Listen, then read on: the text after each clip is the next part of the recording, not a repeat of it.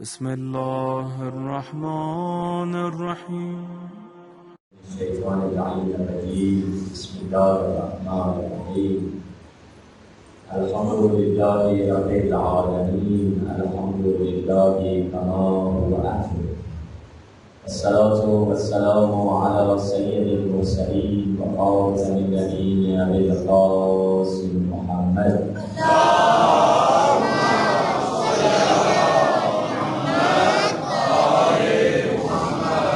وآله الطيبين الطاهرين المعصومين واللعنة دائمة على أعدائهم أجمعين من الآن إلى لقاء يوم الدين. مل کر دعائے سلامتی امام زمانہ تلاوت کرتے ہیں. اللهم كل وليك الحجة ابن الحسن صلواتك عليه وعلى آبائه في هذه الساعة وفي كل ساعة وليا وحافظا وقائدا وناصرا ودليلا وعينا حتى تسكنه أرضك ترعى وتمتعه فيها طويلا برحمتك يا أرحم الراحمين. سلام.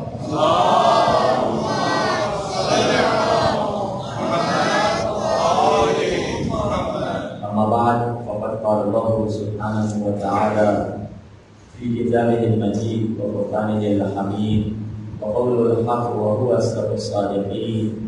بسم الله الرحمن الرحيم. بقية الله خير لكم إن كنتم مؤمنين. سلام.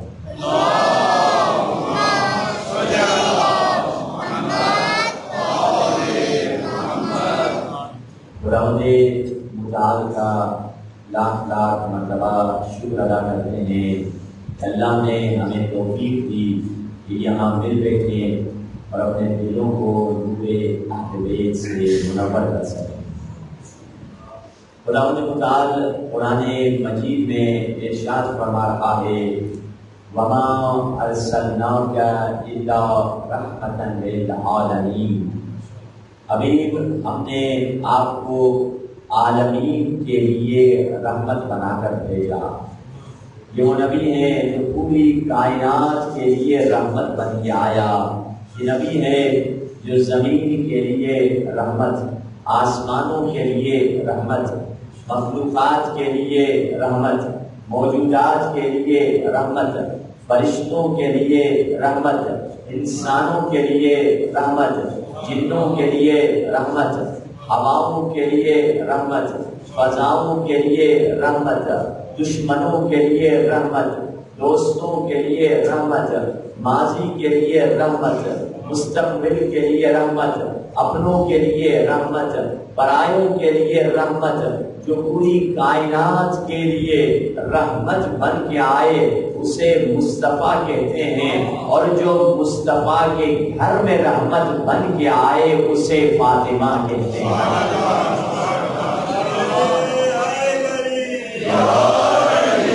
فاطمہ ہے جو مصطفیٰ کے گھر میں رحمت بن کے آئی ہیں. تبھی تو شاعر نے کہا وہ سلیمان کا محل تھا، یہ ہے زہرا کا مقام. سلیمان نبی ہیں، اپنے کمرے میں ہیں. جنوں سے کہا تم کام کرو، کوئی میرے کمرے میں نہ آئے. کوئی کمرے میں نہیں آیا. ایک بنا اجازت آ گیا. کہا تو بنا اجازت کیوں آیا؟ کہا میں کسی سے اجازت نہیں لیتا، میں ملک الموت ہوں. کہا مجھے لیٹنے کی اجازت؟ کا نہیں، لیٹنے کی اجازت نہیں، کھڑے کھڑے روح قبض کروں گا. کھڑے کھڑے ان کی روح قبض کر دی. وہ عصا کے سہارے کھڑے ہوئے تھے. 1 سال تک نبی خدا کا جسم عصا کے سہارے کھڑا رہا، یہاں تک کہ چونٹی نے اس کی عصا کو کھانا شروع کیا. 1 سال کے بعد جب چونٹی نے پوری عصا کو کھا لیا، عصا ٹوٹی، نبی جا کر گرے. تب جا کر سال کے بعد جنوں کو پتا چلا کہ ہمارے نبی کی روح قبض ہو چکی ہے. شاعر نے یہی بات کو نگاہ میں رکھ کے کہا وہ سلیمان کا محل تھا، یہ ہے زہرا کا مقام. وہ سلیمان کا محل تھا، یہ ہے زہرا کا مقام. اس کے سب فرد مشیت کی زبان رکھتے ہیں، اس کے سب فرد مشیت کی زبان رکھتے ہیں. تو گھر میں داخل ہو جائیں معصومہ کی اجازت کے بغیر، اتنی ہمت ملک الموت کہاں رکھتے ہیں؟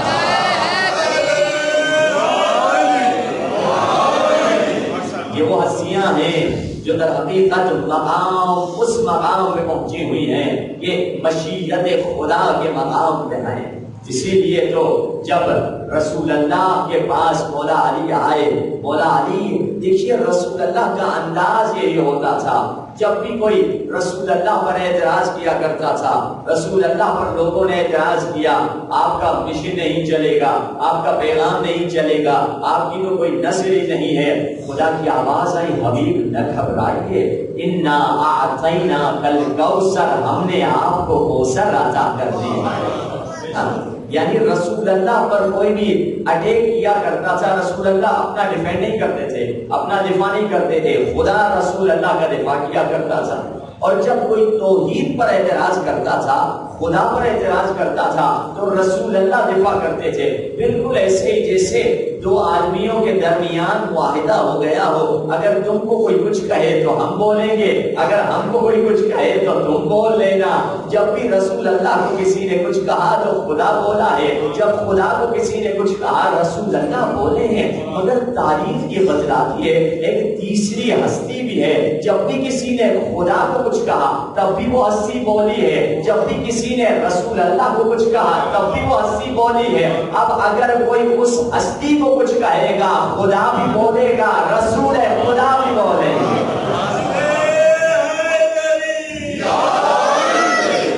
وہ ہستی کون ہے سوائے علی ابن ابی طالب کے؟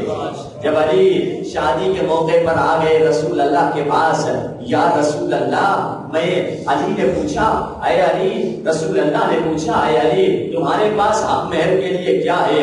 کہا میرے پاس ایک سواری ہے، میرے پاس زرہ ہے، میرے پاس تلوار ہے. کہا علی تمہاری تلوار کی تو اسلام کو ضرورت ہے، تمہاری سواری کی تمہیں ضرورت ہے، مگر علی تم دلیر ہو، تمہیں زرہ رکھنے کی کیا ضرورت ہے؟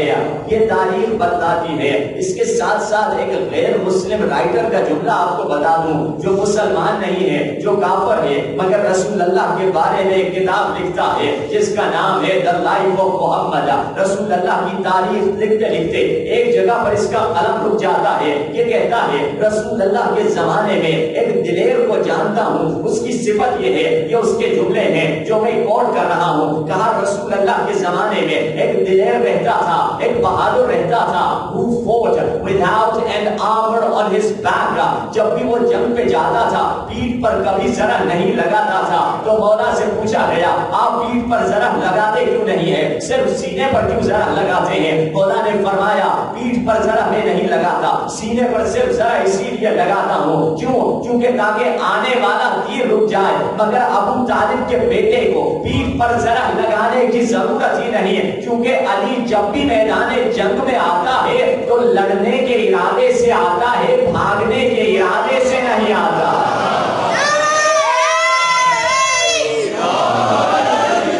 یہ وہ علی ہیں جس کی جنگ، جس کا جہاد ایک بے مثال جہاد ہے. اب ان ہستیوں کو جن کو خداوند متعال نے یہ مقام دیا ہے، یہ مقام کون سا؟ جو مقام عصمت عطا کر دیا ہے. یہ ہستیاں معصوم ہیں، عصمت کے مقام پر فائز ہیں. اب دیکھیے ہم مانتے ہیں 14 معصومین کو معصوم، دوسرے مسلمان 14 معصومین کو معصوم نہیں مانتے، مگر دوسرے مسلمان کم از کم جو کچھ مسلمان ہیں جو انبیاء کو معصوم مانتے ہیں، کہتے ہیں 1,24,000 انبیاء معصوم ہیں. ہم کہتے ہیں بے شک 1,24,000 انبیاء بھی معصوم ہیں اور 14 معصومین بھی معصوم ہیں. اچھا پوچھا جاتا ہے اگر یہ بھی معصوم ہیں یہ بھی معصوم ہیں، ان دونوں کی عصمت میں فرق کیا ہے؟ ہم انہیں آسان بڑی ٹیکنیکل ٹرمز استعمال نہیں کرتے، آسان جملوں میں آپ کو سمجھا دوں کہ 14 معصوم ہی معصوم ہے، بالکل معصوم ہے. 1,24,000 انبیاء معصوم ہے، بالکل وہ بھی معصوم ہے. تو یہ دونوں معصوم ہو گئے، ان کی عصمت میں فرق کیا رہا؟ دیکھیے انبیاء 1,24,000 انبیاء معصوم ہیں. انبیاء اور دوسرے انبیاء وہی کام کرتے ہیں جو ٹھیک ہوتا ہے، مگر 14 معصومین جو کر دیتے ہیں وہ ٹھیک ہو جاتا ہے. فرق دیکھیے کہ کہ جو کر دیتے ہیں وہ ٹھیک ہو جاتا ہے. اسی لیے معصوم کی ایک تعریف یہ کی گئی ہے کہ معصوم وہ ہے جو کہہ دے وہ تقدیر بن جائے, جو کہہ دے وہ مقدر بن جائے. ایک مقام پر خدا نے کسی نبی کو یہ مقام دیا, کیوں؟ کیونکہ نبی کی عزت بچانے کے لیے. کون؟ نبی یوسف ہیں. نبی یوسف قید خانے میں ہیں, لوگوں کو پتا چلا ان کو اللہ نے تعبیر خواب کا علم دیا ہے, اور حضرت یوسف کے علاوہ بھی کچھ لوگوں کو تعبیر خواب کا علم ملا. کیوں؟ جن لوگوں نے اپنی شہوت پر کنٹرول کیا ہے, گناہ سے جو بھاگے, گناہ کے موقع پر اللہ نے ان کو تعبیر خواب کا علم دیا ہے. ان میں سے کئی معبر تاریخ میں گزرے ہیں, ان سب میں کامن چیز وہی تھی جو حضرت یوسف میں تھی, کہ وہ گناہ کے موقع پر گناہ سے بھاگے ہیں اور اللہ نے ان کو یہ فیض دیا ہے. صرف حضرت یوسف اس میں الون نہیں ہے, اکیلے نہیں ہیں, مختلف تعبیر خواب کرنے والے گزرے ہیں جن کو اللہ نے تعبیر خواب کا علم دیا ہے. تو حضرت یوسف کو یہ علم مل گیا, زندان میں لوگوں کو پتا چلا کہ ان کو تعبیر خواب کا علم آتا ہے. تو آگے ایک شخص آیا, نبی خدا میں نے سنا ہے آپ تعبیر خواب کرتے ہیں. بالکل ہم کرتے ہیں, میرا خواب یہ ہے, آپ ذرا تعبیر کر دیجئے. قرآن میں پورا واقعہ ڈیٹیل میں ہے. تو حضرت یوسف نے کہا تمہارے خواب کی تعبیر یہ ہے کہ تمہیں رہائی ملے گی, تم بادشاہ کے سیکرٹری بن جاؤ گے اور بادشاہ کو گلاس میں شربت ڈال کر پلاؤ گے. یہ بہت خوش ہوا, رہائی کی خبر ملی. برابر میں ایک بے ادب, ایک گستاخ بیٹھا ہوا تھا. اس نے کہا میں بھی تھوڑا مزاح کر لیتا ہوں, میں بھی کچھ کامیڈی کر دوں. نبی سے ویسے ہی کہا میں نے یہ خواب دیکھا ہے. نبی نے کہا تمہارے خواب کی تعبیر یہ ہے تمہیں سزائے موت ملے گی, تمہیں سولی پر لٹکا دیا جائے گا اور کبے تمہارے دماغ سے آ کر تمہارے مغز کو نوچ نوچ کر کھائیں گے. اس نے ہنس کر کہا نبی خدا میں نے تو خواب ہی نہیں دیکھا, آپ نے تو پوری تعبیر کر دی. نبی خدا نے کہا ہمارا اس سے لینا دینا نہیں کہ تم نے خواب دیکھا ہے یا نہیں دیکھا, اب تو وہ ہو کر رہے گا جو ہم نے کہہ دیا ہے. اب تو وہ ہو کر رہے گا جو ہم نے کہہ دیا ہے. بس عزیزان محترم ذرا تاریخ کے صفحات کو پلٹیے. عید کی رات ہے, حسن اور حسین اماں کے پاس آئے. اماں کل عید کے کپڑے لڑکوں نے خرید لیے ہیں, شہر کے بچوں نے عید کی تیاریاں کر لی ہیں, ہمارے عید کے کپڑے کہاں ہیں؟ سیدہ نے فرمایا تمہارے کپڑے درزی کے پاس ہیں. بس سیدہ کی زبان سے یہ جملے نکلے. ایک مرتبہ تقدیر بن گیا, ایک مرتبہ مقدر بدل گیا. کیسے بدلا؟ خدا نے جبریل سے کہا اے جبریل جنت سے لباس لے کر جا اور در سیدہ پر جانا اور دستک کرنا, اور اگر کوئی پوچھ لے کون ہے, یہ نہ کہنا کہ فرشتوں کا سردار آیا ہے, یہ نہ کہنا کہ جبریل امین آیا ہے, عاجزی سے کہنا کہ حسنین کا درزی آ چکا ہے.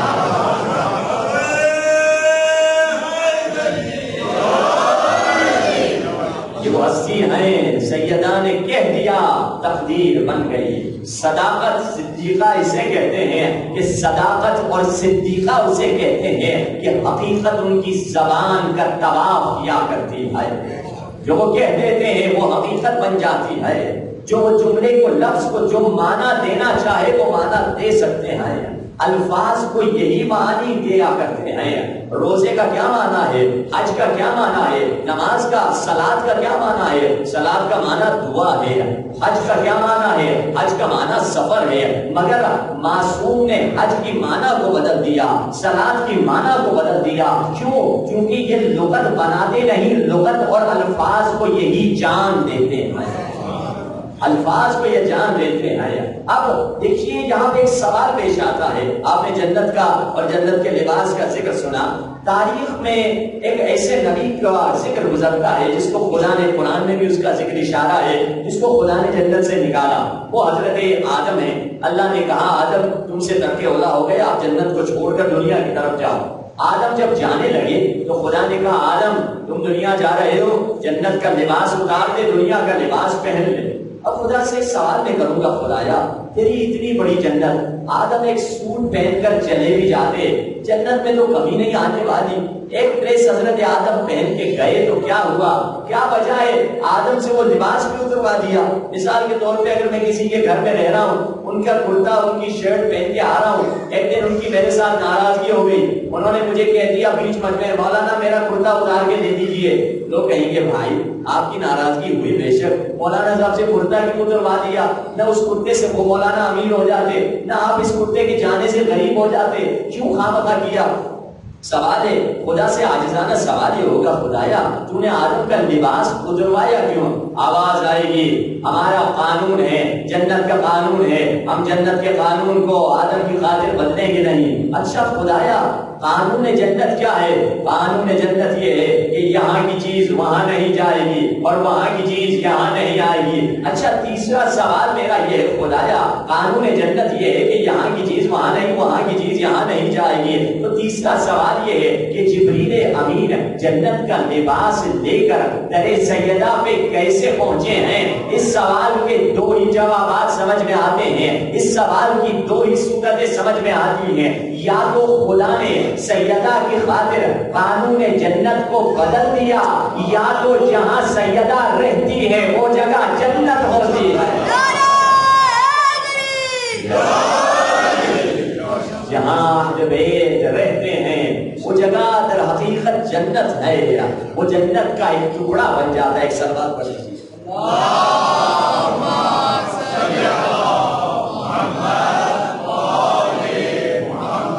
تو ہم کہتے ہیں فرشتے عرش کے ہوں یا باغ جنا والے، فرشتے عرش کے ہوں، توجہ تو ہے نا عزیزان محترم، فرشتے عرش کے ہوں یا باغ جنا والے، یہاں والوں سے کیا نظریں ملائیں گے وہاں والے۔ فرشتے عرش کے ہوں یا باغ جنا والے، یہاں والوں سے کیا نظریں ملائیں گے وہاں والے۔ فرشتوں کو اکثر درے حیدر سے ملی روٹیاں زمین والوں کے ٹکڑوں پر پلے ہیں آسماں والے۔ یہ وہ ہستیاں ہیں جنہوں نے فرشتوں کی بھی مدد کی ہے، کیوں؟ کیونکہ اللہ نے انہیں مقام عصمت دیا ہے، اور مقام عصمت کن کو ملتا ہے؟ جنہیں خداوند متعال ولایت عطا کرتا ہے۔ دیکھیے ان ہستیوں کی ولایت کا ہم ذکر کرتے ہیں جو شیعہ سنی کتاب میں وہ روایت درج ہے، جس روایت میں رسول اللہ نے تقریباً 70 سے زیادہ سنی آپ کو ریفرنس ملیں گے، اور اسی طرح سینکڑوں کے حساب سے آپ کو شیعہ ریفرنس ملیں گے، جس میں یہ حدیث درج ہے کہ جب آخری حج سے رسول اللہ پلٹ رہے تھے، آگے نکل جانے والوں کو پیچھے پلٹایا، پیچھے رہ جانے والوں کا انتظار کرایا، ممبر پالان بنایا، علی کو اپنی طرف بلایا۔ اس وقت تمام صحابیوں سے کیا کہا؟ الستو اولا بکم بانفسکم۔ یہ دو جملے، یہ والے اور بعد کے جملے، پورے قدیر خون کی جان اسی میں ہے۔ الستو اولا بکم بانفسکم، کیا میں تمہارے نفسوں پر تم سے بڑھ کر اختیار نہیں رکھتا؟ قالوا بلا، سب نے کہا جی یا رسول اللہ۔ تو پھر فرمایا فمن کنت مولا فہذا علی مولا، جس کا میں مولا ہوں اس کے علی مولا ہے۔ یہ آپ کو ہر کتاب میں روایت ملے گی۔ اب مسئلہ یہ ہے کہ جو لوگ نہیں چاہتے مولا علی کو مانے، وہ کیا کرتے ہیں؟ اس لفظ مولا میں تحریف لے کر آتے ہیں کہ مولا سے مراد حاکم نہیں ہے، مولا سے مراد کچھ اور ہے۔ جبکہ اہل تسنن کے مشہور عالم دین طارق جلیل صاحب، انہوں نے تقریر میں آپ نے بھی شاید وہ سنا ہوگا، انہوں نے کہا یہ غلط ہے جو کہا جاتا ہے مولا سے مراد دوست ہے، مولا سے مراد حاکم ہے۔ یعنی وہ ترجمہ کرتے ہیں من کنت مولا، کوئی بڑی بات تھوڑی تھی، رسول اللہ نے اتنی بات کہی من کنت مولا فہذا علی مولا، جس کا میں دوست ہوں علی بھی اس کے دوست ہے، جس کا میں فرینڈ ہوں علی بھی اس کے فرینڈ ہے۔ یہ فرینڈشپ کی بات تھی، کوئی بڑی بات نہیں تھی۔ اس طرح سے تحریف کرنا چاہا، حدیث کو تو نہیں مٹا سکتے، چلو حدیث کی معنی کو بدل دیتے ہیں۔ یہی مناظرہ ایک مومن سید شیعہ کا نوجوان لڑکا تھا، اس کا چھڑ گیا ایک مولوی صاحب کے ساتھ، اس نے بڑی دلائل کی ہے مولوی صاحب یہ دیکھیے پہلے جملہ آ رہا ہے الست اولا بکم، کیا میں تم سے تمہاری جانوں پر زیادہ اختیار، یہ اختیار کی بات ہو رہی ہے، فرینڈشپ کی تو بات ہی نہیں ہو رہی۔ اور وہ رسول خدا کی زندگی کا سب سے طولانی خطبہ، وہ رسول تو 10-15 منٹ سے زیادہ خطبے نہیں دیا کرتے تھے، اور یہ خطبہ 3 گھنٹے کا خطبہ ہے۔ عجیب ہے، آپ کہہ رہے ہیں یہ دوستی بات کے دلیلیں دی، انہوں نے نہیں مانا، ٹائم بھی بہت ہو گیا۔ انہوں نے کہا کہ میں جا رہا ہوں اپنے گھر میں، بہت دیر ہو چکی ہے، اپنے گھر جاؤں، میرا گھر بہت دور ہے۔ جہاں بھی مناظرہ ہو رہا تھا تقریباً یہ جگہ مولانا صاحب کا جہاں گھر تھا ان کا لاہور انہیں پہنچنا تھا، وہ جگہ 10 گھنٹے کے فاصلے پر تھی۔ تو انہوں نے کہا مجھے دیر ہو رہی ہے، مجھے گھر پہنچنا ہے، آپ میرا انشاءاللہ کبھی اور مناظرہ کریں گے، رزلٹ تو نہیں نکلا۔ مولانا صاحب اپنی گاڑی میں بیٹھے اور چلے گئے، اور اور تقریباً 2 گھنٹے کے ڈرائیو وہ کر چکے تھے. ان کا موبائل بجنے لگا. موبائل جب بجنے لگا تو دیکھا وہی سید نوجوان ہے. السلام علیکم آنسر کیا. السلام علیکم. وعلیکم السلام. کیا ہوا بیٹا؟ کہا ضرور آپ فوراً پلیز آ جائیے میرے گھر, کوئی ضروری آپ سے کام ہے. کہا بیٹا بتا دو کیا کام ہے, ٹیلی فون بھی بتا دو, میں 2 گھنٹے آگے نکل چکا ہوں, میرے بیوی بچے آگے انتظار میں. کہا نہیں آپ آئیں گے تو ایسے بات نہیں ہو سکتی. جب بہت اصرار کیا پھر بیچارے نے گاڑی گھمائی اور 2 گھنٹے پھر سے واپس آئے اور دروازہ کھٹکھٹایا, گھر پہ آئے. کہا نوجوان تم نے بلایا تھا میں آ گیا ہوں. کہا قبلہ میں نے آپ کو زحمت اسی لیے دی, میں آپ سے یہ کہنا چاہتا تھا میں آپ کا دوست ہوں, میں آپ کا فرینڈ ہوں, میں آپ کو چاہتا ہوں. مولوی صاحب غصے میں آگے کہنے لگے یہ کیا بدتمیزی ہے, میں کتنا آگے نکل چکا تھا, میری بیوی بچے انتظار میں تھے, تو نے مجھے بتایا یہ بات مجھے بتانے کے لیے میرا ٹائم تم نے ضائع کیا. کہا قبلہ جب آخری حج سے حاجی پلٹ رہے تھے وہ بھی آگے نکل چکے تھے, رسول اللہ نے آگے نکل جانے والوں کو پیچھے پلٹایا تھا, ان کی بیوی بچے بھی انتظار میں تھے, انہوں نے اعتراض نہیں کیا یا رسول اللہ آپ علی کو دوست رکھتے ہیں تو رکھیے, ہمیں کیوں بتلا رہے ہیں. کسی نے یہ نہیں کہا بلکہ رسول اللہ نے تپتی ہوئی دھوپ میں ایک خیمہ لگوایا, خیمے میں علی کو بٹھایا, ایک ایک حاجی کے ہاتھوں سے علی کے ہاتھ پر بیعت کروائی. کسی نے اعتراض نہیں کیا یا رسول اللہ دوستی کی تو بیعت نہیں ہوا کرتی, ہمیں دوستی کی بیعت کیوں کروائی جا رہی ہے. بلکہ کسی نے کہا بخیر بخیر لگا یا علی ابن ابی طالب, اے علی ہم آپ کو مبارک دیتے ہیں. کسی نے یہ نہیں کہا کہ دوستی کی تو مبارک بات نہیں ہوا کرتی ہے. تو یہ شیعہ سید نوجوان اس عالم دین سے کہتا ہے مولوی صاحب آپ بھی جانتے ہیں, سارے مسلمان بھی جانتے ہیں, اس زمانے کے حاجی بھی جانتے تھے, اور پورا غدیر کا ماجرا چیخ چیخ کر یہ بتلا رہا ہے کہ اعلان محبت نہیں بلکہ اعلان ولایت ہو رہا تھا.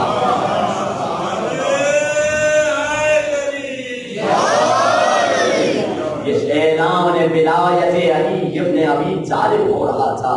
تبھی تو رسول اللہ نے فرمایا نبوت ہوگی ہماری تو ولایت ہوگی علی کی, رسالت ہوگی ہماری تو امامت ہوگی علی کی, شریعت ہوگی ہماری تو طریقت ہوگی علی کی. جنگ بتنزیل القرآن کریں گے ہم, جنگ بتاویل القرآن کریں گے علی, چاند شب کریں گے ہم تو سورج کو پلٹائیں گے علی, تقدیر بنائیں گے ہم تو مقدر سنبھالیں گے علی, چراغ دیں گے ہم تو راستہ دکھلائیں گے علی, بستر ہوگا ہمارا اس پہ لیٹیں گے علی, چادر ہوگی ہماری اس کو اوڑیں گے علی, لشکر ہوگا ہمارا علم بردار ہوں گے علی, رحمت ہوں گے ہم تو نعمت ہوں گے علی, دین ہوں گے ہم تو کمال دین ہوں گے علی, مالک کوثر ہوں گے ہم تو ساقی کوثر ہوں گے علی, علم کا شہر ہوں گے ہم تو علم کا در ہوں گے علی, مقام مقام ہوں گے ہم تو زہاں زہاں ہوں گے علی, جہاں جہاں ہوں گے ہم وہاں وہاں ہوں گے علی.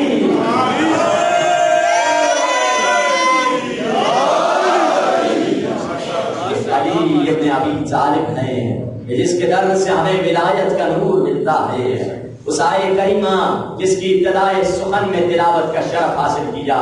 اے لوگو تمہیں خیر کی تلاش ہے, ہر انسان خیر کے پیچھے ہے. مولا خدا قرآن میں کہہ رہا ہے انہ لحب الخیر لشدید, انسان خیر کا دیوانہ ہے. کبھی خیر کو دولت میں دیکھتا ہے, کبھی خیر کو شادی میں دیکھتا ہے, کبھی خیر کو بنگلے میں دیکھتا ہے, کبھی خیر کو گاڑی میں دیکھتا ہے, اسی کے پیچھے بھاگ رہا ہوتا ہے. اے انسان تمہیں خیر کی تلاش ہے. صبح کو ایک دوسرے سے کہتے ہو صبح بخیر, شب میں کہتے ہو شب بخیر. کوئی بچہ سفر میں نکلتا ہے ماں اسے کہتی ہے خیریت سے جاؤ اور خیریت سے آنا. ہر انسان کو خیر کی تلاش ہے. کیا چاہتے ہو تمہیں خیر مل جائے؟ اے خدایا ہم سب خیر کے دیوانے ہیں, خیر کے تشنا ہیں. تو آواز آئی بقیت اللہ خیر لکم ان کنتم مؤمنین, اگر خیر کی تلاش ہے تو زمانے کے امام کے در پہ چلے جاؤ, تمہیں خیر ادھر ہی سے ملے گا. اچھا ہم کیوں مولا سے دور ہو جاتے ہیں؟ ہماری زندگی کے گناہ ہیں جو ہمیں مولا سے دور کر دیتے ہیں. ایک ایک نوجوان ملا، اس نے کہا قبلہ میں نے شادی کر دی ہے، انشاءاللہ مولا کا ظہور جلدی ہو جائے۔ ہم نے پوچھا تمہاری شادی سے ظہور کا کیا تعلق؟ کہا آپ ہی لوگوں نے، علماء نے تو کہا ہے ہر گناہ ظہور کے ڈیلے ہونے کا سبب بنتا ہے۔ ہر گناہ انسان کا جو بند کمرے میں ہی کیوں نہ کرے وہ ظہور کی تاخیر کا سبب بنتا ہے۔ میں نے نیت اس کے لیے کی ہے، گناہ نہیں کرنا چاہتا تو شادی کروں گا، کچھ کم گناہ کروں گا، جب کم گناہ کروں گا ظہور مولا کچھ قریب ہوتا چلا جائے گا۔ عجیب ہے، اپنی خوشی میں بھی اس نے مولا کو شعر دیا ہے، اپنی خوشی میں بھی تو ذرا مولا کو بھی شعر ہونا چاہیے کہ صرف ہم اپنے غم میں مولا کو یاد کرتے ہیں، خوشی میں بھی تو مولا کو یاد کیجیے۔ کبھی کسی کو ہمت ہے اپنی شادی کارڈ مولا کے نام پہ لکھے، مگر جس شادی میں گانا ہوگا، میوزک ہوگا، اسراف ہوگا، اس شادی میں تو یوسف زہرا نہیں آئیں گے۔ چاہے لاکھ شادی کارڈ انویٹیشن مولا کے نام پہ لکھ لیے جائیں، مگر ہماری شادیاں ایسی ہوتی ہیں کہ جس میں مولا کبھی آنے کے بارے میں سوچیں گے ہی نہیں ہے۔ تو مولا فرما رہے ہیں اپنی زندگی اگر ہمارے مطابق بنا دو تو تمہارا اور ہمارا دیدار بہت آسانی سے ہو جائے گا۔ کتنے نوجوان ہیں آ کر کہتے ہیں کہ قبلہ ہم شادی کرنا چاہتے ہیں، ہمارے والدین ہیں جو کبھی کبھار رکاوٹ لے کر آ جاتے ہیں۔ والد صاحب سے کہا شادی کرا دیں، ہم گئے کسی صاحب کے گھر، ان کا بچہ 18-19 کا تھا، ہم نے کہا بھائی شادی کروا دیجیے ان کی۔ کہا قبلہ انشاءاللہ ڈگری حاصل کر لے پھر اس کی شادی کروائیں گے۔ ہم نے ان سے پوچھا آپ کا بچہ جب آتا ہے دوپہر کا کھانا کہنے کے لیے کہ بابا مجھے کھانا دیجیے، ماں سے اگر کہتا ہے ماں کھانا دے دو، کیا آپ اسے یہ کہتے ہیں کہ بیٹا ڈگری لے کر آؤ پھر تمہیں کھانے کی پلیٹ ملے گی، پھر تمہیں روٹی ملے گی؟ کہا نہیں قبلہ تب تک تو بچہ مر جائے گا۔ ہم نے ان سے یہی کہا آپ کو بچے کے پیٹ کی فکر تو ہے، پیٹ کی ضرورت تو کرتے ہیں پوری، مگر اس کے جذبات کی ضرورت پوری نہیں کرتے۔ مگر جب کہ ہم جانتے ہیں کہ انسان کے جذبات، اور اس دور میں جب کہ ہم ان سے لوگوں سے آ کے کہتے ہیں اپنے بچے کی آپ شادی کروا دیجیے، ٹائم پہ کروا دیجیے، وہ مختلف بہانے لے کے آتے ہیں، اور یہ شیطان کے بہانے ہیں۔ شیطان مختلف طرح سے چاہتا ہے کہ مولا کے چاہنے والوں میں کیوں زیادہ اختلاف ہوتا ہے، کیوں؟ یہ میں دلیل کے طور پہ مولا امام زین العابدین سے کسی نے پوچھا،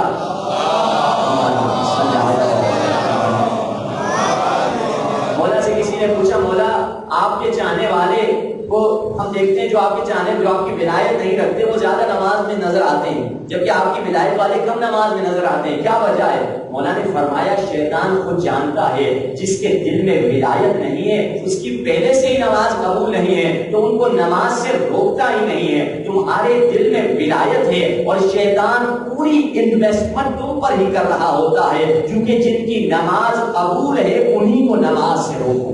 جن کے دل میں ولایت ہے شیطان سب سے زیادہ آپ ہی پر انویسٹمنٹ کر رہا ہے۔ اب کتنے ایسے والدین ہیں ان سے کہا جاتا ہے اپنے بچوں کی شادی کا سلسلہ مختلف بہانے لائے جاتے ہیں، مختلف، اور وہ بھی شیطانی اور ثقافتی اور غلط جو ہمارے پاس کلچر بنے ہوئے ہیں اس کی وجہ سے، جبکہ ہمارے مولا نے بتایا، یہ میرے جملے نہیں، مولا کہتے ہیں کیا فرماتے ہیں، جب کوئی نوجوان اگر گناہ کرتا ہے، اس سے پہلے کہ میں حدیث بتا دوں ایک ریفرنس قرآن کا دیتا چلا جاؤں، کہتے ہیں بھائی آپ کا بچہ گناہ کرے گا، کہتے نہیں نہیں انشاءاللہ ہمارا بچہ پاک ہے نیک ہے۔ ہم ان سے اکثر کہتے ہیں بتائیے کیا آپ کا بچہ حضرت یوسف سے زیادہ ہے، حضرت یوسف سے زیادہ پاک ہے؟ حضرت یوسف کو زلیخا نے 7 کمروں سے گزارا تھا، جس 7 کمروں میں برہنہ تصویریں تھیں، اور حضرت یوسف جب آخری کمرے میں پہنچے ہیں تو کیا فرمایا؟ قرآن کے جملے ہیں لولا ان رأى برهان ربه، اگر یوسف معصوم نہ ہوتے تو یوسف میں گناہ میں گر جاتے، یوسف بھی گناہ میں گر جاتے کیونکہ معصوم تھے۔ مفسروں نے کہا ہے تفسیر میں ہے کہ برہان سے مراد مقام عصمت ہے، انہیں اللہ نے عصمت دی تھی، وہ معصوم تھے، اور وہی چیز جو نبی یوسف نے کچھ دیر کے لیے دیکھی تھی وہ صبح شام بچہ ٹیلی فون پہ، موبائل پہ، اسمارٹ فون پہ، میڈیا پہ، ٹیلی ویژن پہ، یہ ساری چیزیں سڑکوں پر اسے نظر آ رہی ہوتی ہیں۔ ایک نوجوان ہے، اب آئیے وہ حدیث جو دل کو ہلا دینے والی حدیث، مولا فرماتے ہیں اگر کوئی ماں باپ اپنے بیٹے یا بیٹی کی شادی نہیں کرواتے اور وہ بیٹا اور بیٹی کسی گناہ میں مرتکب ہو جاتے ہیں، کوئی حرام کی نگاہ سے دیکھتا ہے یا کوئی نامحرم سے چیٹنگ کرتی ہے یا کوئی زنا جیسا گناہ کبیرہ کر لیتا ہے، مولا فرماتے ہیں اس گناہ کی جو لڑکے یا لڑکی نے کیا ہے، ماں باپ کو جو اس نے خود گناہ کیا ہے اس کی ایک کاپی بنا کر ماں باپ کے اعمال نامے میں بھی رکھ دی جائے گی۔ گناہ اس نے کیا ہے، میرے پاس کیوں آ رہی ہے؟ کیونکہ حدیث میں فرمایا قیامت کے دن نیک ماں باپ کو جب جہنم کی طرف پھینکنے کا حکم ملے گا، آواز آئے گی خدایا یہ بندہ تو نیک تھا، یہ ماں تو نیک تھی، یہ ماں نماز شب پڑھا کرتی تھی، یہ باپ تو مسجد میں آیا کرتا تھا، ممبر کے قریب بیٹھا کرتا تھا، مولا کے لیے گریا کیا کرتا تھا، آواز آئے گی خود تو نیک تھا مگر اس کا بیٹا بازار میں گھوم رہا ہوتا تھا، خود تو نیک تھی نماز پڑھا کرتی تھی مگر اس کی بیٹی نامحرم سے گفتگو چیٹنگ کیا کرتی تھی، اس گناہ کی وجہ سے، بچوں کی گناہ کی وجہ سے اسے جہنم میں ڈالنے کا حکم مل رہا۔ یعنی ذمہ داری ہے، اگر کوئی بہت مجبور ہے تو الگ بات، مگر جو مجبور نہیں ہے اس کے اوپر ذمہ داری، اس پر ایک واجب فعل ہے جو اسے کروانا ہے، مگر ہم اسی فعل کو پوسٹ پون کیے جاتے ہیں، اسی چیز کو ڈیلے کیے جاتے ہیں۔ جب ایک صاحب کے گھر پہ گئے تو انہوں نے کہا، ان سے کہا کہ بھائی آپ اپنے بچے کی شادی کیوں نہیں کرا دیتے؟ بچہ بھی سامنے تھا۔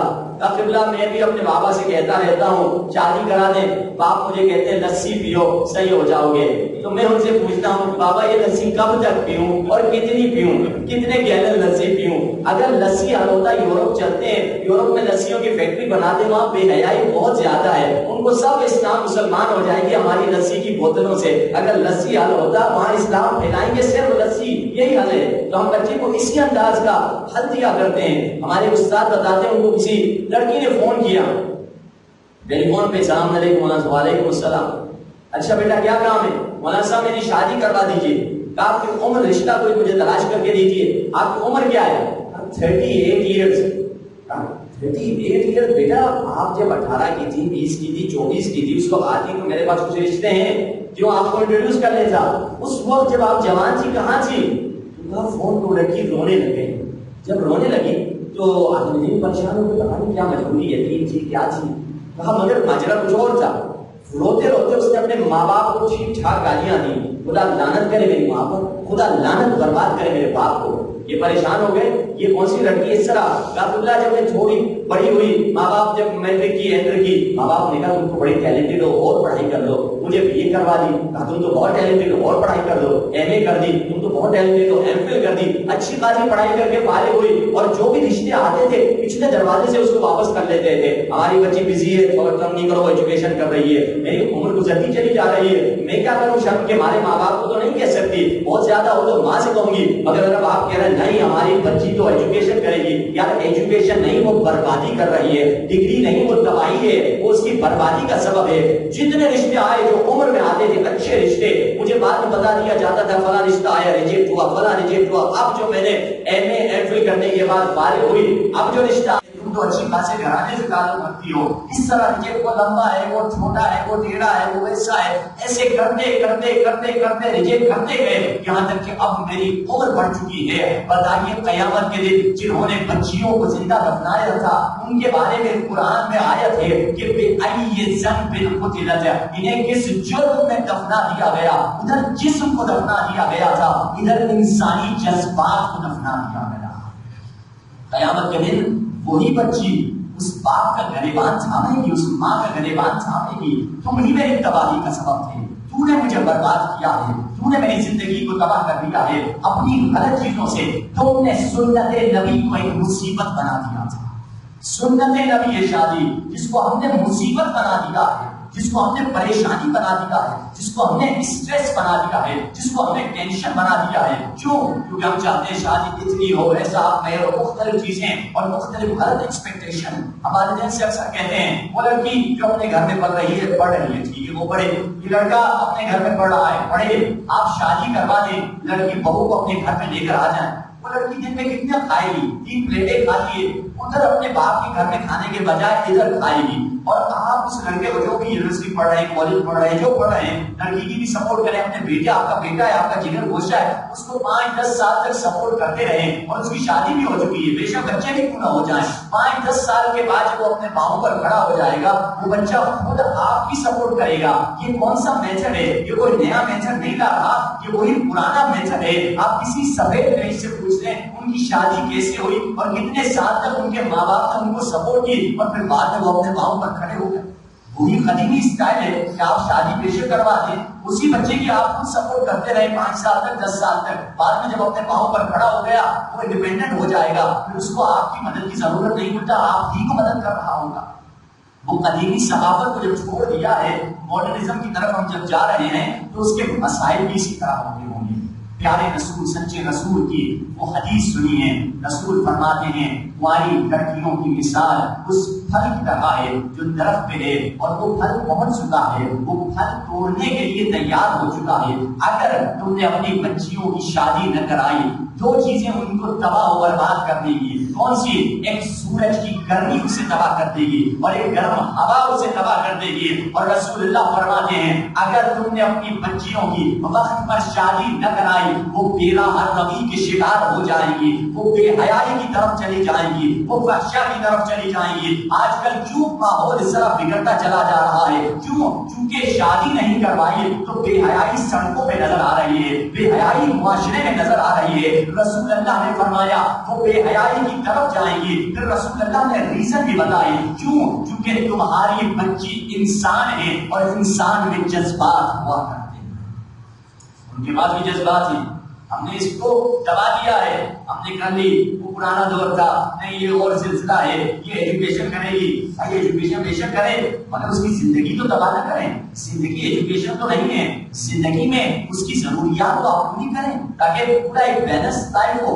یہ نہیں کہ وہ جو غیر مسلمان ہیں ان کو ہم چاہتے ہیں مسلمان رہیں اور لائف اسٹائل غیر اسلامی ہو، بالکل ایسے ہی کہ جیسے ہم آسٹریلیا میں گئے وہاں پہ ایک بندہ تھا جس نے حلال میٹ لکھا تھا، ہماری بھی یہی مثال ہے حلال میٹ۔ تو اس کے سامنے ایک چائنیز کا دکان تھا، چائنیز حیران ہو گیا کہ میرے پاس کوئی کسٹمر آتا نہیں ہے، چائنیز تو وہ سوپر وغیرہ اس طرح کی چیزیں بیچتا تھا، اس نے کیا کیا ہے جو اس کے بعد کسٹمر آ گئے، اس کے بعد کسٹمر مسلمان، وہ اس ایریا میں وہ ایک حلال گوشت والا دکان تھا، اس کو لوگوں نے بتایا یہ سیلنگ حلال میٹ، یہ حلال میٹ بیچ رہا ہے، اس لیے اس کے پاس آئے میں بھی بیچوں گا کل سے۔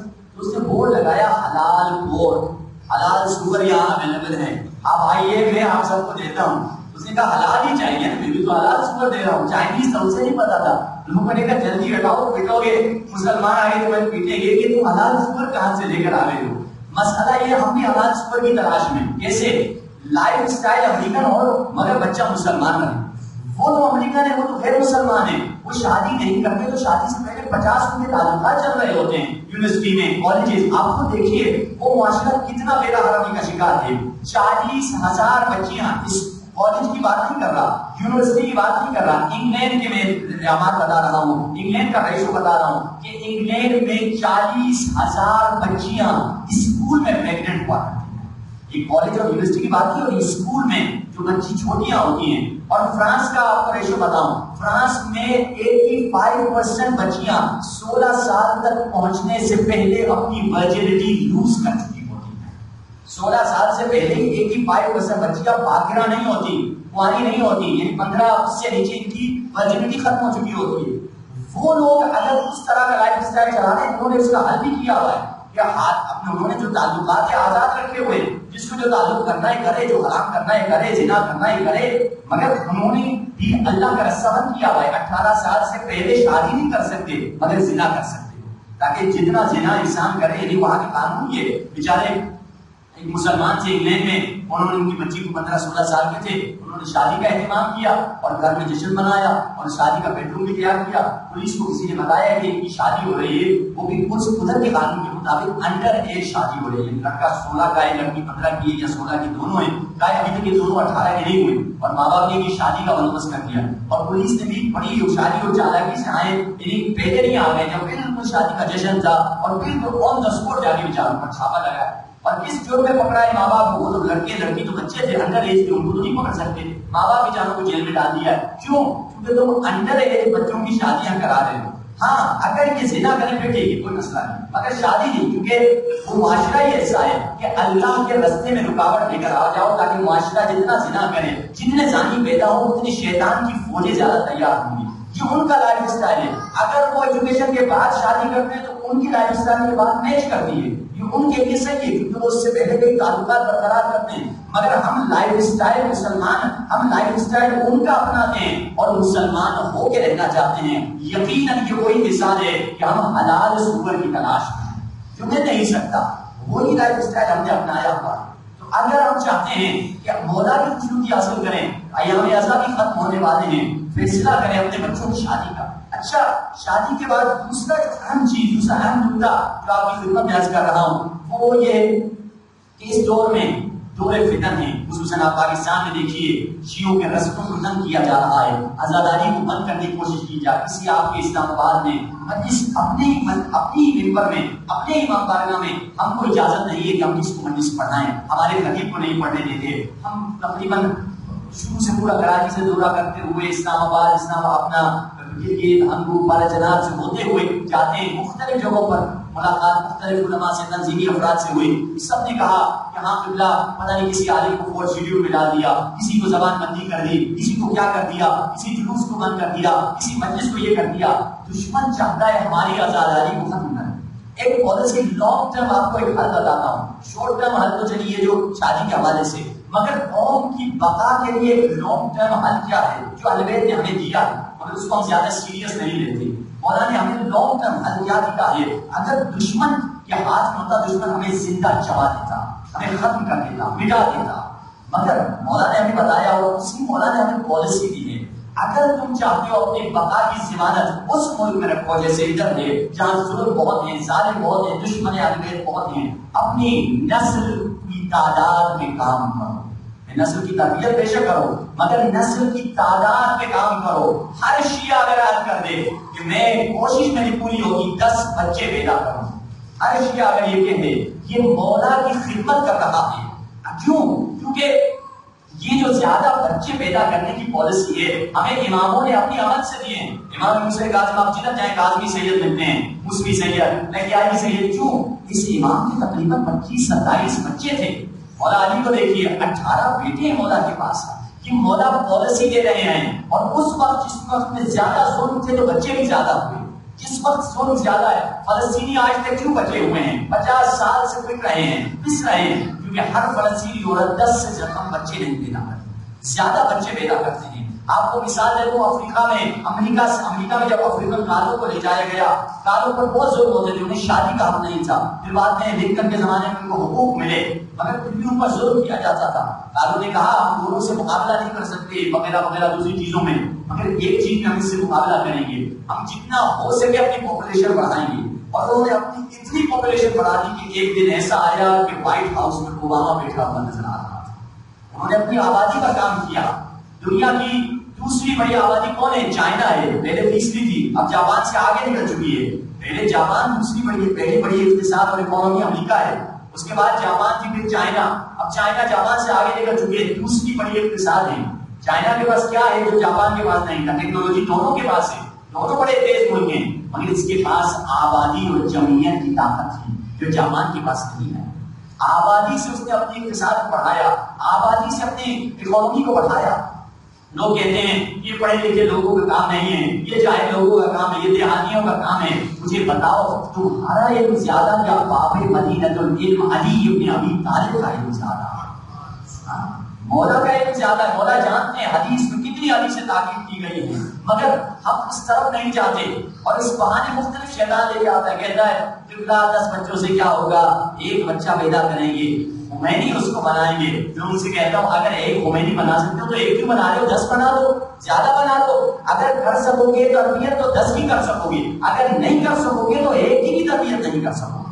صلاحیت ہے تو تم 10 کو اوپر جاؤ، 20 کی پر خمینی بنانی صلاحیت تو اور زیادہ لے کر جاؤ، 14 تک لے کر جاؤ. اگر اتنے ہوشیار ہو، اتنا ٹیلنٹڈ ہو تو زیادہ بچے پیدا کرو. یہ مولا نے پالیسی دی ہے. اور دعائے افتتاح میں مولا خدا کے سامنے شکایت کرتے ہیں. 12ویں امام کی دعا ہے اللہم انا نشکو الیک فقد نبینا وکثرت عدونا وقلت عددنا. مولا خدا کی بارگاہ میں شکایت کر رہے ہیں، ہمیں یہ دعا افتتاح سکھائی گئی ہے کہ خدا سے دعا کرو خدایا ہماری تعداد بہت کم ہے، ہماری دشمن اکثریت میں ہے. یہ درد امام زمانہ ہے، اس درد کو آپ تبدیل کر سکتے ہیں. یہ سازش تھی جو ایران میں کی گئی فیملی پلاننگ کی، اور فیملی پلاننگ مختلف ملکوں میں کی گئی. سب سے زیادہ کامیاب جو فیملی پلاننگ ہوئی وہ ایران میں ہوئی. فیملی پلاننگ جب کہ لوگ کہتے ہیں فیملی پلاننگ اچھی ہے، بھوک مریں گے وغیرہ، علماء جب کہتے ہیں بچے پیدا کرو، علماء سے آپ نے سائنس نہیں پڑھی، آپ نہیں جانتے یہ سوشل ایشو ہے، لوگ بھوک مریں گے وغیرہ. اچھا ٹھیک ہے، سوشل سائنس ہم نے نہیں پڑھی، ہم نہیں جانتے، مجھے بتاؤ اگر یہ فیملی پلاننگ صحیح ہوتی، خود امریکہ خود انگلینڈ میں سوشل پلاننگ اور فیملی پلاننگ کو تو ختم کر دیا گیا ہے، اس کے نتیجے میں یہ ہوا کہ ان کے بوڑھے زیادہ ہو گئے، جوان کم ہو گئے. ابھی امریکہ میں فیملی پلاننگ بند ہے. اکثر امریکہ کے کیونکہ ادھر صوبے کا اسٹیٹس کا سسٹم ہے، اکثر صوبوں میں فیملی پلاننگ کا کوئی نام و نشان نہیں. وہ آپ جیسے ہم جیسے غریب ملکوں کے لیے فیملی پلاننگ لائی جا رہی ہے کہ یہ نہ بڑھ جائیں، خود فیملی پلاننگ کو چھوڑ چکے ہیں.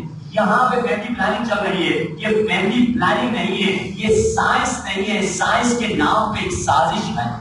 اور یہ سازش ایران میں امپلیمنٹ کی گئی.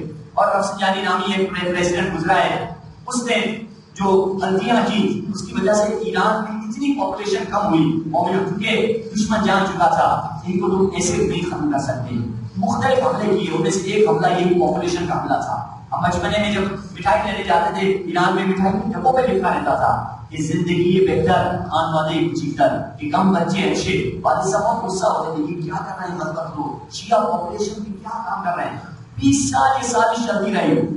علماء کو یہ کہہ کر بند کر دیا آپ سائنس جانتے نہیں. مگر 20 سال کے بعد رہبر معظم منبر پہ آئے، انہوں نے لوگوں کو بتایا یہ ایک سازش تھی جس سے 20 سال، اور اس سازش کے دوران بیچارے ہمارے مومنوں نے تو بہت بچوں کو ختم کر دیا، بہت بچے کم کیے. ایک بچہ پیدا ہوتا تھا اس زمانے میں، مگر اس کے مقابلے میں جو بلوچستان میں تھے، جو دشمنان اہل بیت نے، انہوں نے دھڑا دھڑ بچے پیدا کیے. اتنے بچے پیدا کیے، سعودی سے پیسے لیتے رہے، ان کی پاپولیشن بڑھتی چلی گئی، جن کی پاپولیشن رکی رہی. تو 20 سال کے بعد رہبر معظم سید علی خامنئی نے منبر پہ کہا یہ ایک سازش تھی. ایک نہیں 9 سے 12 تقریروں میں انہوں نے فرمایا کہ یہ ایک سازش تھی جو شیعہ جمعیت اور آبادی کو کم کرنے کے لیے کی گئی تھی. کہ 50 یا 100 سال کے بعد واحد شیعہ ملک ہے، اس کی بھی اکثریت کو، شیعہ اکثریت کو اقلیت میں بدلنے کی سازش تھی. انہوں نے فرمایا یہ فیملی پلاننگ نہیں تھی، یہ شیعہ نسل خوشی تھی کہ شیعوں کو پیدا ہونے سے پہلے ہی ختم کر دیا. خدا نے کہا ہے فَلَا تَقْتُلُوا أَوْلَادَكُمْ خَشْيَةَ إِمْلَاقٍ نَحْنُ نَرْزُقُهُمْ وَإِيَّاكُمْ. اپنے بچوں کو پیسے اور دولت کی وجہ سے قتل نہ کیا کرو، ہم تمہیں بھی رزق دیتے ہیں، تمہارے بچوں کو بھی ہم ہی رزق دیتے ہیں.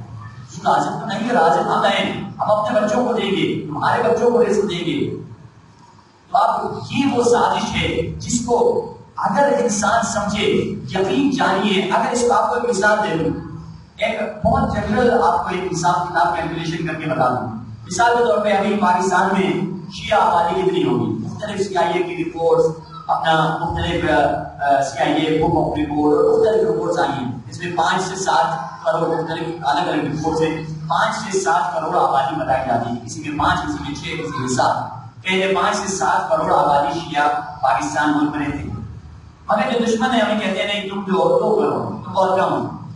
تھوڑی دیر کے لیے ہم دشمن ہی کی بات کو مان لیتے ہیں کہ ہم 2 کروڑ ہیں. ٹھیک ہے، اب اگر 2 کروڑ ہیں تو اب دیکھیے 2 کروڑ اگر شیعہ آبادی ہے، اگر کہ 5-7 کروڑ ہے اسی کو مان لیتے 2 کروڑ. 1 کروڑ آبادی اس میں سے نکال دیں، بچے گی 1 کروڑ. اب اس 1 کروڑ اگر یہ شادی کریں گے لڑکا لڑکی تو کپل جب بنے گے تو آدھا کروڑ فیملی بنے گی. توجہ جو ہے نظر آئے، تھوڑا میتھمیٹیکل توجہ سے آپ سن لیں. آدھا کروڑ فیملی بنے گی. اگر یہ 20 سال کے دوران یہی آدھا کروڑ فیملیاں 10 بچے پیدا کریں تو آدھا کروڑ ملٹیپلائی بائی 10 کتنا بنے گا؟ 5 کروڑ. آدھا کروڑ ملٹیپلائی بائی 10 5 کروڑ بنے گا. اور اگر اس کو دگنا کر دیں 40 سال تو یعنی 10-20 سال میں آپ کی نئی پیدا ہونے والی آبادی 5 کروڑ ہوگی. اگر اس کو دگنا کر دیں یعنی 40 سال کے دوران آپ کی نئی پیدا ہونے والی شیعہ آبادی 10 کروڑ ہوگی. بے شک اس وقت پاکستان کی آبادی بھی بڑھ چکی ہوگی. پاکستان کی آبادی نیٹ سے اس زمانے میں 40 کروڑ ہو چکی ہوگی. اس 40 کروڑ میں 10 کروڑ آپ ہوں گے، یعنی 1/4 آف دا پاپولیشن، یعنی پوری آبادی کا چوتھا حصہ. جہاں 4 لوگ کھڑے ہوئے ہوں گے ان 4 میں سے ایک علی اور ولی اللہ پڑھنے والا ہوگا. یعنی اس پالیسی کو اگر 50 سال مومن اپنائیں، اہل بیت کے جانے والے اپنائیں تو یقین جانیے آپ کی آبادی اتنی ہو جائے گی کہ دشمن کبھی آپ کو للکار نہیں سکے گا، دشمن کبھی آزاداری کو بند نہیں کر سکے گا. مگر اگر اس اہل بیت کی پالیسی کو سمجھیں، اہل بیت نے ہمیں کئی گہری پالیسی دی ہیں، اس پالیسی سے ہم واقف بھی نہیں ہیں، ہم اسے سمجھتے ہیں کہ نہیں یہ وہ دور گزر گیا. نہیں، یاد رکھیے اہل بیت جو بات کرتے ہیں وہ اس کی بھی بات ہوتی ہے، صدیوں تک لوگ اس پہ ریسرچ کرتے رہے، مگر مولا کی بات کبھی پرانی نہیں ہوئی. یا ایام اعزاں میں چند ہی دن بچے ہیں اور حسین کا دسترخوان جمع ہو گیا. یہ دسترخوان چاند رات کو بچھایا گیا تھا، ایسے لگتا ہے کل ہی تھا، اعلان ہو رہا تھا محرم کا چاند آزاداروں میں نظر آ چکا ہے اور کل سے آزاداری کا سلسلہ شروع ہے اور آپ پرچم شاہی کے لیے علم کے لیے چل رہے ہیں. 2 مہینے گزر چکے، چند دن باقی ہیں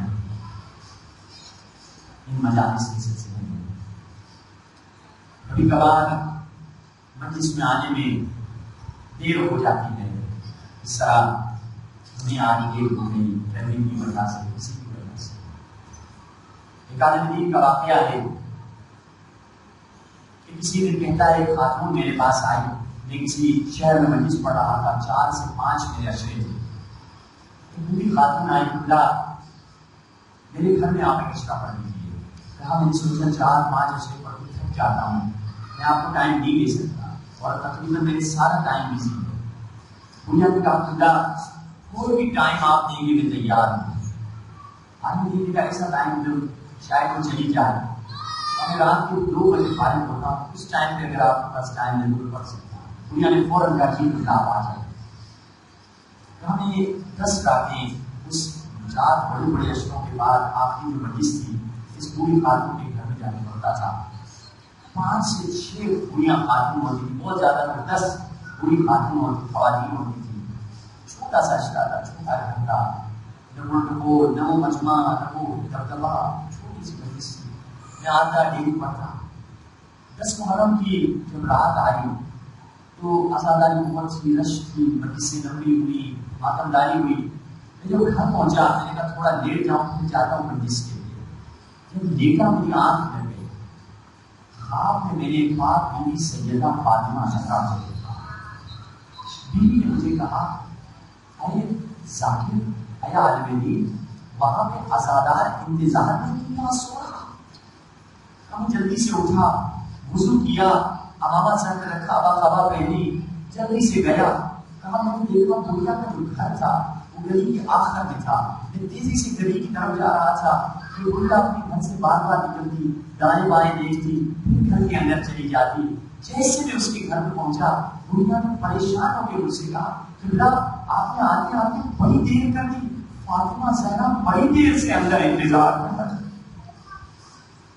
السلام علیکم یا ابا عبد اللہ، السلام علیکم یا ابن رسول اللہ، السلام علیکم یا ابن امیر المؤمنین وابن سید المسیح،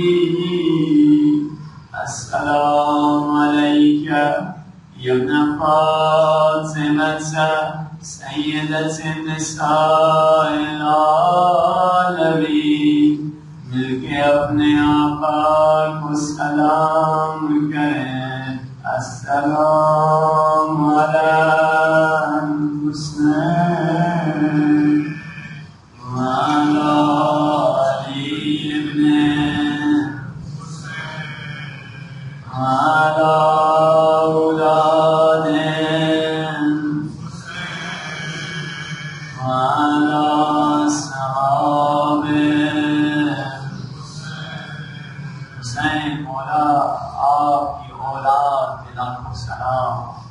عزاداروں کے چند ایام رہ گئے ہیں، چلے دیکھیں بی بی سکینہ کہاں پہ ظلم برداشت کر رہی ہے. آزادار علماء ایک جملہ کہتے ہیں، ہم نے علماء سے سنا ہے، سخت جملہ ہے مگر سنا ہے، ہم نے کہتے ہیں اس 4 برس کی بچی کو بابا نے اتنے بوسے نہیں دیے تھے جتنے شمر نے دماغ کے بارے میں. آزاداروں کی بچی مظلومہ بچی ہے مگر علی اصغر کی بہن ہے آزاداروں. اس لیے تو ایک روایت میں ملتا ہے جب اربعین کے موقع پر یہ کاروان کربلا پہنچا ہے اور کربلا سے جانے والا تھا اور سب اماری پہ بیٹھ گئی تھی بیویاں. ایک مرتبہ بی بی زینب نے سوچا کہ آخری مرتبہ اپنے بھائی حسین کی قبر کو دیکھ لو. اماری کا پردہ ہٹایا, دیکھا کوئی کالے برقعے میں بیوی ہے قبر حسین سے لپٹ کے رو رہی ہے. سجاد بیٹا میری ہماری کو بٹھانا, دیکھو یہ کون ہے جو میرے غریب بھائی پہ رو رہی ہے. قریب جا کے کاندھا ہلایا, کاندھا ہلا کے کہا بیوی آپ کون ہیں؟ ایک مرتبہ پردےدار بیوی نے سر اٹھا کے کہا بھابی میں تو ام رباب آپ کی کنیز ہوں. کہا بھابی کیا آپ کو مدینہ نہیں چلنا؟ ام رباب نے درد بھرا جملہ کہا میری آقا ذاتی زینب میرا مدینے میں کیا بچا ہے؟ اللہ نے مجھے 2 نعمتیں دی تھی, ایک سکینہ جو زندان میں سو گئی, ایک علی اصغر جو کربلا میں شہید ہو گیا. آزادارو یہ بی بی سکینہ ہے جو علی اصغر کی بہن ہے, اپنے ننھے ہاتھوں سے بڑے بڑے لوگوں کی مشکلات حل کر دیتی. روایت میں ملتا ہے راستے میں جس نیزے پر امام حسین کا سر تھا وہ نیزہ کہیں پتھر میں گر گیا. ظالم نے نکالنے کی بڑی کوشش کی مگر وہ نیزہ نہ نکل سکا. ایک مرتبہ شمر کے پاس آیا, کہا شمر جس نیزے پر حسین کا سر ہے وہ نہیں نکلتا. شمر نے بھی کوشش کی مگر وہ سر نہیں نکلا. جانتے ہو شمر نے کیا کیا؟ شمر نے جا کر تازیانہ اٹھایا اور جا کر سید سجاد کے قریب گیا اور پشت سجاد پہ ایسے تازیانے برسائے کہ سجاد کی آواز نکل آئے. سجاد اپنے بابا سے کہو آگے کیوں نہیں چلتا؟ میرے قیدی امام زین العابدین جھکی ہوئی قبر کے ساتھ چلتے چلتے آئے. ایک مرتبہ نور کے نیزے کی طرف سر اٹھا کے دیکھا, کہا بابا آپ آگے کیوں نہیں چلتے؟ اور ایک عجیب جملہ کہا بابا اب میری پیٹھ میں طاقت نہ رہی, اب میرا زخم چھلنی ہے, اب میں برداشت نہیں کر سکتا. ایک مرتبہ حسین کی کٹی گردن سے آواز آئی, سجاد میری سکینہ گر گئی ہے, کارواں سے پیچھے رہ گئی ہے. بس ایک مرتبہ بی بی زینب نے جب یہ سنا, بی بی زینب کی سواری سے اتری, اب تلاش کر رہی ہیں سکینہ کہاں ہو, مجھے بابا بلا رہے ہیں. آزاداروں شام قریبہ میں بھی زینب سکینہ کی تلاش کو نکلی تھی نا, جب سکینہ کو بابا کے سینے پہ پایا تھا. مگر یہاں شاہ مقتل نہیں, یہ ریگستان ہے, ڈھونڈ رہی ہے. بی بی زینب نے عجیب منظر دیکھا ایک پردےدار بیوی ہے جس کی گود میں سکینہ بڑے آرام سے سو رہی ہے. بی بی زینب حیران, سکینہ تو غیروں کی گود میں نہیں سوتی, کیسے اس بیوی کی گود میں سو گئی ہے؟ قریب گئی, کہا اے بیوی مجھے حیرت ہے کہ ہماری بچی تمہاری گود میں کیسے سو گئی؟ ہماری بچی کبھی غیروں کی گود میں نہیں سوتی. عجب نہیں کہ اس پردےدار بیوی نے کہا کہ زینب کیسے یہ بچی میرے گود میں نہ سوتی, میرے گود میں تو حسین سوتا تھا, میری گود میں تو حسن سوتا تھا. بی بی زینب نے سکینہ کو اپنے سینے سے لگایا اور جاتے جاتے کہا اے بیوی تمہارا ہم پر احسان ہے, تم نے پہلی مرتبہ ہماری بچی کے ساتھ پیار کیا ہے. کربلا سے کوفہ, کوفے سے شام کسی نے پیار نہیں کیا. کسی ظالم نے تماچے مارے, کسی نے بالیاں نوچ دی. کل قیامت کے دن اماں فاطمہ زہرا سے کہوں گی تیری شفاعت کرے. بس فاطمہ کا نام آیا. ایک مرتبہ پردےدار بیوی نے کہا زینب تو نے مجھے نہیں پہچانا, میں تیری تو پیاری ماں فاطمہ زہرا ہوں. جب حسین مدینے سے چلے تھے میں جنت البقیع سے چلی. بس ازادارو زینب نے جیسے سنا اماں آ گئی ہیں, اب جو جگر میں زخم تھے نا وہ زبان پہ آئے، اماں میرا علی اکبر مارا گیا، اماں بانس کے بازو کٹ گئے، اماں اور محمد مارے گئے، اماں قاسم کا جسم تقسیم ہو گیا، اماں میں 70 قدم سے دیکھتی رہی، ظالم ضربے لگاتا رہا۔ بس یہ جملہ جب کہا سن سکو گے فاطمہ زہرا نے کیا کہا؟ فاطمہ زہرا نے کہا زینب تم تو 70 قدم سے دیکھ رہی تھی، مگر جب شمر گلا کاٹ رہا تھا حسین کا سر میری گود میں تھا، میں فریاد کرتی رہی۔